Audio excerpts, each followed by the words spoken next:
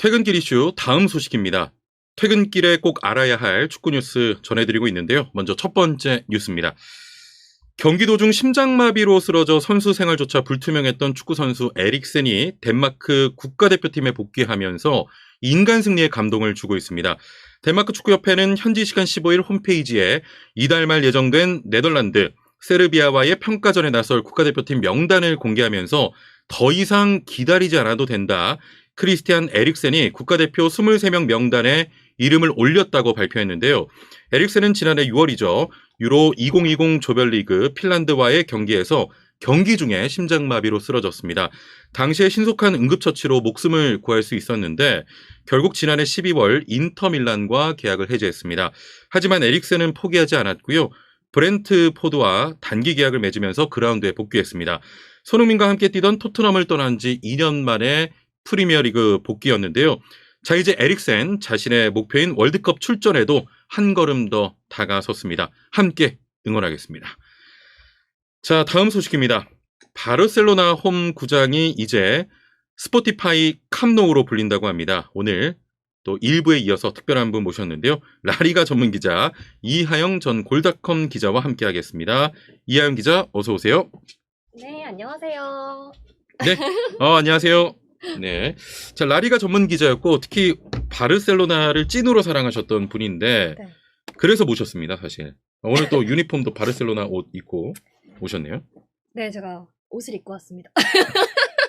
이렇게 또 바르셀로나 이 명명권 얘기하니까 왜 이렇게 또 슬픈지 울어요 또. 아, 지금 목이 메서 좋아서 우는 겁니다. 좋아서 우는 겁니까? 네네. 이게?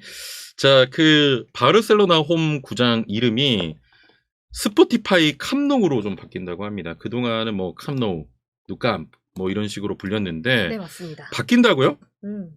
네. 말씀하신 것처럼 바르셀로나의 홈구장이 앞으로 이 스포티파이 깜노우라는 새 이름으로 불리게 됐습니다. 예. 바르셀로나는 구단 홈페이지를 통해서 스포츠 및 엔터테인먼트 분야에서 이 전략적인 장기 파트너십을 체결했다라고 예. 하면서 세계 최대 음원 스트리밍 서비스 업체죠. 이 스포티파이와의 새 후원 계약 소식을 전했는데요. 예. 1957년 개장한 바르셀로나의 홈구장 캄노우는 오는 7월부터 스포티파이 캄노우라는 이름으로 팬들을 맞이하게 됐습니다. 예. 바르셀로나가 홈구장에 후원사 이름을 붙인 건 구단 역사상 처음인데요. 그 제가 신혼여행을 갔던 곳이 바르셀로나, 네. 예, 캄프누, 갔었는데 이유는 단 하나였어요. 그 신혼여행을 스페인으로 간 이유. 진짜 이 구장을 보고 싶어서. 근데 제가 알기로 형진 아나운서는 레알 마드리드 팬 아닌가요? 아니에요. 다 좋아합니다. 근데 그런 건 있었지. 뭐 누구 팬 이런 걸 떠나서 축구의 성지를 한번 가봐야겠다. 그래서 신혼여행 때 그 투어로 갔어요. 네. 근데 뭐 비시즌이어서 그 경기장 투어에 들어갔는데 그 뭐랄까 진짜 웅장함이 대단합니다. 정말로. 정말 장난 아니죠. 네. 제가 또 이 깜노에서 취재를 했던 적이 있기 때문에 네네네. 저는 이제 막 진짜 그때 생각하면 심장이 아직도 막 뛰어요. 정말 그 압도할 만한 웅장함이 있는 곳인데 맞습니다. 이제 스포티파이 깜노우라는 이름으로 불리게 됩니다. 네. 얼마에 계약을 한 건가요? 이 구단은 아직 이 계약 조건을 공개하지 않았는데요. 이 AP통신은 이번 계약으로 바르셀로나가 매 시즌 6천만 유로에서 7천만 유로, 약 817억 원에서 953억 원 규모의 후원을 스포티파이로부터 받을 것이다. 이렇게 전했습니다. 이 홈구장 명명권 외에도 유니폼에도 브랜드가 노출되는 거죠? 네, 그렇습니다. 2022-2023 시즌부터 바르셀로나 유니폼에 이 스포티파이 브랜드가 노출되게 됩니다. 바르셀로나는 좀 재정난 때문에 오랫동안 좀 간직해왔던 전통을 하나씩은 좀 허물고 있는 그런 기분이 들어요. 네, 맞습니다. 1899년 창단한 바르셀로나는 클럽 그 이상의 클럽. 그렇지. 이라는 이 예. 모토를 내걸면서 축구 자체의 순수성을 지키겠다. 이런 정통으로 유니폼에 광고를 부착하지 맞아요. 않았습니다. 아마 네. 잘 아실 거예요. 그런데 지난 2006년에 처음으로 유니폼 전면 스폰서 계약을 체결했는데요. 예. 첫 계약은 상업적인 목적이 아닌 자선 활동의 일환으로 유니세프 로고가 네. 자리했었죠.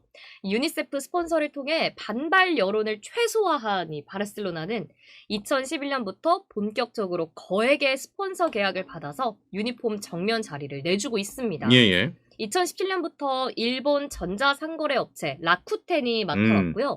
양측의 계약은 올해 6월로 끝이 나게 됩니다. 네, 알겠습니다. 그 바르셀로나 이야기 나온 김에 네. 또 우리 이하영 기자가 메시의 광팬 아니겠습니까? 근데 그쵸. 최근에 오늘 또 많은 기사들 나오는 거 보니까 네. 이제 뭐 파리도 16강에서 탈락을 했고 또 호날두도 마찬가지고 네. 그러면서 메날두 시대가 좀 저물고 있는 거 아니냐. 네. 뭐 이런 또 다양한 이제 보도가 나오고 있습니다. 혹시 네. 이 좀 시대가 저물어 간다는 어떤 보도에 대해서 메시 네. 팬으로서 어떻게 좀 느껴집니까? 와, 진짜 저는 소름이 돋았어요. 왜? 저는 진행자님이 이런 질문 해주실지 몰랐거든요. 근데 저는 오늘 이 유니폼을 입고 오면서 제 안에 숨겨온 게 있어요. 아, 또 메시 입고. 아, 또 메시를 입고. 저는 늘 이렇게 메시 선수를 가슴에 품고 살거든요. 아, 대단합니다, 진짜. 메시의 찐팬이네. 네. 근데 저는 파리로 가면서 음바페, 네이마르, 메시. 그렇지. 정말 세계 최고의 공격진이 모여 있잖아요. 네네. 챔피언스리그 우승을 할 수 있겠다 생각을 했는데 처음에 이제 팬분들은 잘 아시겠지만 이 추첨이 잘못돼서 다시 한 번 했잖아요. 추첨을. 근데 처음에 추첨했을 때 메호대전이 선사가 됐었어요. 예. 근데 아직은 너무 이르다.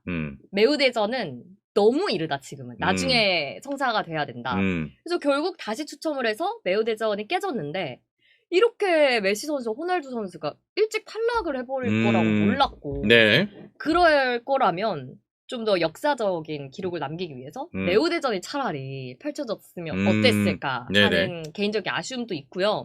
그래서 저는 이번 시즌 좀 아쉽지만 다음 시즌도 있잖아요. 저는 메시 선수가 챔피언스리그 결승에서 우승컵을 들어 올리는 걸 꼭 다시 한번 꼭 보고 싶습니다. 네, 알겠습니다. 자, 다음 소식 가보겠습니다. 스포츠 중재재판소가 러시아 축구대표팀과 클럽팀들의 국제대회 출전 금지를 막아달라는 러시아 축구연맹의 항소를 기각했다고요? 네, 그렇습니다. 이 러시아가 대표팀과 클럽팀 국제대회 못 나가게 하는 건 너무 억울하다. 아, 억울하다. 네, 나가게 해달라고 스포츠 중재재판소에 항의를 했는데요. 예. 스포츠 중재재판소가 이를 거절한 겁니다. 기각한 거죠. 예. 이에 따라서 러시아 대표팀과 클럽팀들은 유에파가 주최하는 모든 대회에서 공식적으로 탈락하게 됐습니다. 네, 공식적으로 탈락. 네. 여파는 어떻습니까? 유에파가 주관하는 클럽 대항전 유로파리그 16강에 진출했던 러시아 프리미어리그 소속 클럽 스파르타크 모스크바는 이 결정으로 8강 진출이 좌절됐고요. 2022 카타르 월드컵 유럽 예선 플레이오프 B조 4강전도 희망이 없는 거는 또 마찬가지입니다. 월드컵을 주관하는 피파도 유에파와 공동으로 러시아 제재를 발표했는데요. 이와 관련된 스포츠 중재재판소 판결이 이번 주 주말에 나옵니다. 피파도 이번 주에 나옵니다. 네, 그래서 피파와 유에파가 러시아를 제재한 근거가 같기 때문에 아마 판결도 크게 달라지지 않지 않을까 하는 가능성이 있고요. 스포츠 중재재판소 판결로 3월이 아닌 6월에 플레이오프를 치르겠다는 희망도 아마 절망으로 바뀔 가능성이 높다. 이렇게 보고 있습니다. 그렇군요. 이게 뭐 축구 얘기는 아닙니다만 지금 러시아가 핵 사용 가능성까지 제기를 했고 또 우크라이나의 주장이긴 합니다만 러시아가 100리탄을 쐈대요. 100린탄. 이게 뭐냐면 이게 연기만 마셔도 사람이 치명적인 사망에 이르게 하고요. 100리탄을 쐈는데 파편에 맞았다. 이게 불씨가 이게 뭘 아무리 해도 안 돼. 그 몸을 녹인대, 온몸을. 그거는 좀. 네, 그래서 이게 참 인류의 최악의 무기다. 뭐 이런 얘기도 있는데. 인류의 행동을 하고 있는 거죠. 그렇습니다. 노워. 네. 전쟁이 멈추길 바랍니다. 네. 자, 마지막 소식으로 가보죠. 벌써 마지막이에요? 네네. 네. 빨리 끝내야죠. 영국 정부로부터 제재를 받고 있는 첼시 결국 버스 원정길에 나서게 됐다면서요? 네, 그렇습니다. 영국 텔레그라프 보도에 따르면요. 15일 첼시가 오는 20일 영국 북부 미들즈브러와의 FA컵 8강 원정 경기에 예. 버스를 타고 간다라고 보도했습니다. 이 언론은 버스로 이동 시 왕복 10시간 이상이 걸린다고 네네네. 하는데요. 영국 정부의 제재로 첼시는 원정을 떠날 때 약 3천만 원 이상을 사용할 수가 없게 됐습니다. 네. 이 빠듯한 돈을 가지고 선수단을 데리고 이동해야 하는데 비행기 값은 도저히 감당할 수 없기 때문에 버스 이동을 결정한 것으로 보입니다. 이게 제가 조사를 해보니까 첼시 구단이 있는 데가 런던이고 네. 미들즈브러까지는 약 430km 정도 되거든요. 네. 그러니까 승용차를 몰고 중간에 안 쉰다라고 했을 때 5시간이 걸리는 거리예요. 네. 그러니까 중간에 우리 선수들이 쉬면은 6시간, 7시간. 이게 서울과 부산 정도의 거리입니다. 네. 이게 좀 뭐랄까 경기력에도 영향을 많이 미칠 것 같아요. 그쵸. 당연히 안 미칠 수가 없고요. 예. 그래서 이게 참 쉽지 않은 첼시 상황인데요. 근데 한편 첼시는 오는 17일 챔피언스리그 경기를 갔는데 상대방 프랑스 릴입니다. 릴. 네. 비행기 타고 가야 되는데요. 그쵸. 예. 근데 당시 이제 첼시 투겔 감독은 비행기 운항을 하지 못한다면 내가 미니버스를 몰고 가겠다. 예. 이런 농담조로 대답했던 적이 있었는데요. 하지만 투엘 감독은 버스 운전을 하지 않아도 됩니다. 구단은 이번 자산 동결 전에 이미 비행기표를 구매해 놨기 때문에 비행기로 이동하게 됐습니다. 예. 이제 앞으로가 문제인 거죠. 영국 정부의 제재가 풀리지 않거나 또 네. 경비 제한 규정이 바뀌지 않는다면 해외 원정의 경우에는 비행기표를 구할 돈을 또 지출할 수가 없기 때문에 앞으로가 좀 문제인 상황이고 국내 원정의 경우에도 당분간은 좀 버스를 이용해야 될 것 같습니다. 이런 가운데 원정 비용을 부담하겠다 이런 스타가 있다면서요? 네. 여기서 이제 또 이제 선수들의 자본력이 나오는 거죠. 부러워요. 이런 결정할 수 있는. 그렇지. 선수들이 나섰는데요. 카이 하베르츠는 기꺼이 내가 항공료를 내겠다. 오. 하베르츠는 내가 지불하겠다. 문제 없다. 그것은 우리에게 큰 문제가 아니라고 생각한다. 네. 우리가 경기장으로 가는 게 중요하다. 지금 세상에는 원정 경기를 위해 버스나 비행기를 타는 것보다 더 힘든 순간들이 많다. 지불하겠다. 문제 없다. 우리 모두는 프로 선수다.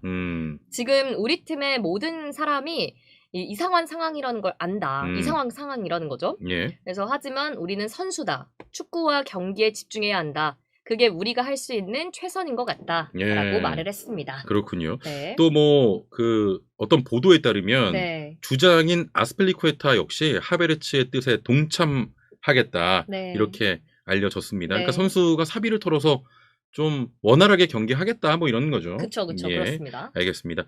자, 일단 첼시는 선수들의 의지로 급한 불은 뭐 끌 수 있겠는데 네. 뚜렷한 해결책이 없는 만큼 뭐 시즌 내내 좀 불안정한 상황이 이어질 것으로 네. 보입니다. 자, 오늘 퇴근길 이슈 이하영 라리가 전문 기자와 함께했습니다. 오늘 말씀 감사합니다. 감사합니다. 네. 안녕. 퇴근길 이슈 마칩니다. 최영진이었습니다. 고맙습니다.